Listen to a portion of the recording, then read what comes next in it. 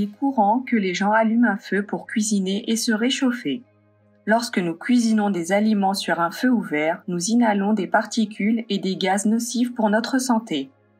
Même lorsque la fumée ne peut être vue, la combustion de combustibles solides tels que le charbon, le bois, le charbon de bois ou le fumier libère des particules nocives que nous continuons à inhaler même après avoir éteint le feu. C'est ce qu'on appelle la pollution de l'air intérieur. L'inhalation de fumée et de petites particules peut provoquer de la toux et des maladies dans toute la famille. À terme, les enfants et les adultes pourraient mourir d'une exposition excessive à la fumée, même en bonne santé. Certains gaz, comme le monoxyde de carbone, sont incolores et inodores, cependant son inhalation peut provoquer des étourdissements et des maux de tête, y compris la mort. Si vous vous sentez étourdi, assurez-vous de sortir de là et avec votre famille et ne pas revenir tant que le feu n'est pas éteint.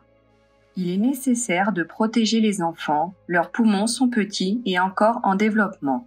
L'inhalation de fumée peut entraîner de graves problèmes de santé. Ce sont les plus vulnérables, assurez-vous de prendre soin d'eux. Voici quelques mesures simples que nous pouvons prendre pour nous protéger de la pollution de l'air intérieur. Évitez de cuisiner sur un feu ouvert dans des espaces fermés. Vous ne devez pas inhaler la fumée. La meilleure option est de cuisiner à l'extérieur, le plus possible. Allumez le feu à une distance sécuritaire, loin de chez vous. Éloignez-le des ouvertures telles que les portes et les fenêtres, afin que la fumée ne pénètre pas dans votre maison. Vous ne devriez pas cuisiner à l'intérieur sans cheminée ni hotte aspirante. Il n'y a pas d'autre option, vous pouvez vous protéger partiellement en vous assurant de fournir des voies d'évacuation pour la fumée, telles que des fenêtres, des portes ou de grands trous dans le haut des murs.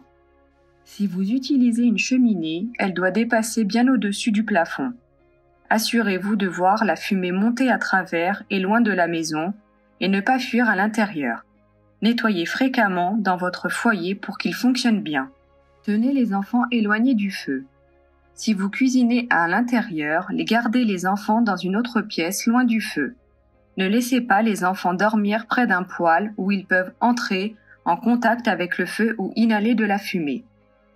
Si vous utilisez un poêle pour générer de la chaleur la nuit, assurez-vous qu'il y a une cheminée, sinon la fumée pourrait causer des maladies ou même la mort pendant le sommeil. Si le poêle a une porte, gardez-la fermée. Le carburant à utiliser est très important car chacun génère une quantité différente de fumée. Le bois humide émet beaucoup de fumée lorsqu'il est brûlé, si vous devez le sécher avant. Il utilise de petits morceaux de carburant car les gros génèrent plus de fumée. Utilisez le moins de matériel possible pour allumer le feu. N'utilisez pas de caoutchouc ou de plastique, la fumée de ces matériaux est encore plus toxique. Informez tout le monde de rester à l'écart du feu pendant qu'il s'allume. Minimisez le temps avec le feu allumé. Préparez la nourriture autant que possible avant de l'allumer. Utilisez des couvercles pour garder le pot au chaud et utilisez moins de carburant. Si vous cuisinez avec de l'eau, réduisez le feu une fois qu'il commence à bouillir. Assurez-vous qu'il arrive à ébullition et vous pouvez voir beaucoup de bulles. Ensuite, réduisez le feu jusqu'à ce que vous voyez de légères éruptions, car une fois que l'eau atteint le point d'ébullition, elle maintient sa température même si les bulles sont petites ou grandes. Lorsque vous avez fini de cuisiner, éteignez le feu en toute sécurité. Éloignez votre famille jusqu'à ce que les flammes et la fumée disparaissent. Certains carburants génèrent moins de fumée, comme les granulés ou le gaz. Si vous souhaitez cuisiner sans feu ni fumée, vous pouvez utiliser l'énergie solaire ou électrique. Ces options sont plus saines. Si les granulés ou le gaz sont chers, vous pouvez utiliser un poêle à bois amélioré. Assurez-vous qu'il y a une bonne cote d'efficacité, donc il utilise peu de bois et une bonne cote d'émission, donc il génère peu de fumée. Nous vous invitons à partager ces informations sur la pollution de l'air intérieur avec vos amis, vos voisins et familles.